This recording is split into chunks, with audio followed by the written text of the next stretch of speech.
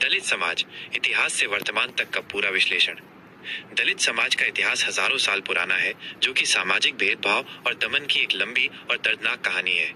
लेकिन ये संघर्ष, प्रतिरोध और सशक्तिकरण की भी एक कहानी है। आइए इस पूरे सफर को गहराई से समझते हैं। प्राचीन और मध्यकालीन इतिहास, वर्ण व्यवस्था और अछूतपन की शुरुआत। भारत में वर्ण व्यवस्था की जड़ें वेदों और स्मृतियों में मिलती हैं, जहां समाज को 4 मुख्य वर्णों ब्राह्मण, क्षत्रिय, वैश्य और शूद्र में बांटा गया था। इस व्यवस्था में शूद्रों को सेवा करने का कार्य सौंपा गया, लेकिन वे इस व्यवस्था का हिस्सा थे। धीरे धीरे एक 5वां समूह उभरा, जिन्हें अति शूद्र या अछूत कहा गया। इन्हें इतना नीचा माना गया कि इन्हें वर्ण व्यवस्था से भी बाहर रखा गया। इन अछूतों को गांव या शहर से बाहर रहने के लिए मजबूर किया गया और उन्हें ऐसे काम करने होते थे जिन्हें अशुद्ध माना जाता था, जैसे कि मरे हुए जानवरों को हटाना, मैला ढोना और चमड़े का काम।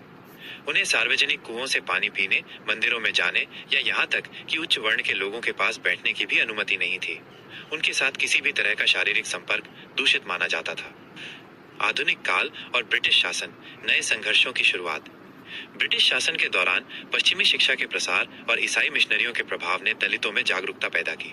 कुछ दलितों ने ईसाई धर्म अपनाना शुरू कर दिया, जबकि कई ने अपने अधिकारों के लिए आवाज उठाना शुरू किया। ज्योतिबा फुले और उनकी पत्नी सावित्रीबाई फुले ने शिक्षा के माध्यम से दलितों और महिलाओं के सशक्तिकरण के लिए काम किया। उन्होंने भारत का पहला बालिका विद्यालय खोला और जातिगत भेदभाव के खिलाफ आवाज उठाई। इसी समय ब्रिटिश सरकार ने दलितों को डिप्रेस्ड क्लासेस के रूप में सूचीबद्ध करना शुरू किया, जो बाद में अनुसूचित जाति शेड्यूल्ड कास्ट्स बन गई। स्वतंत्रता संग्राम और डॉक्टर बी.आर. अम्बेडकर का उदय। भारतीय स्वतंत्रता संग्राम के दौरान डॉक्टर बी.आर. अम्बेडकर ने दलितों के अधिकारों के लिए एक शक्तिशाली आंदोलन खड़ा किया। उन्हें आधुनिक भारत में दलित आंदोलन का जनक माना जाता है। अम्बेडकर ने तर्क दिया कि केवल राजनीतिक स्वतंत्रता ही पर्याप्त नहीं है, बल्कि सामाजिक समानता भी उतनी ही महत्वपूर्ण है। उन्होंने गोलमेज सम्मेलनों में दलितों के लिए अलग प्रतिनिधित्व की मांग की। 1932 में उन्होंने गांधी जी के साथ पूना पैक्ट पर हस्ताक्षर किए, जिसके तहत दलितों के लिए अलग चुनावी क्षेत्र की मांग छोड़ दी गई, लेकिन प्रांतीय विधानमंडलों में आरक्षित सीटें प्रदान की गईं। अम्बेडकर का मानना था कि दलितों को सामाजिक और आर्थिक असमानता को दूर करने के लिए विशेष सुरक्षा की आवश्यकता है। स्वतंत्रता के बाद का भारत, संवैधानिक सुरक्षा और आरक्षण।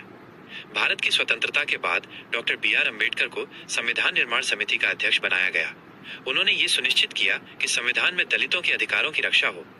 अनुच्छेद 17, यह अनुच्छेद छुआछूत को पूरी तरह से समाप्त करता है और किसी भी रूप में इसका अभ्यास एक दंडनीय अपराध है। आरक्षण, शिक्षा, सरकारी नौकरियों और राजनीतिक प्रतिनिधित्व, संसद और विधानसभाओं में अनुसूचित जातियों के लिए आरक्षण का प्रावधान किया गया। इसका उद्देश्य ये था कि वे मुख्यधारा के समाज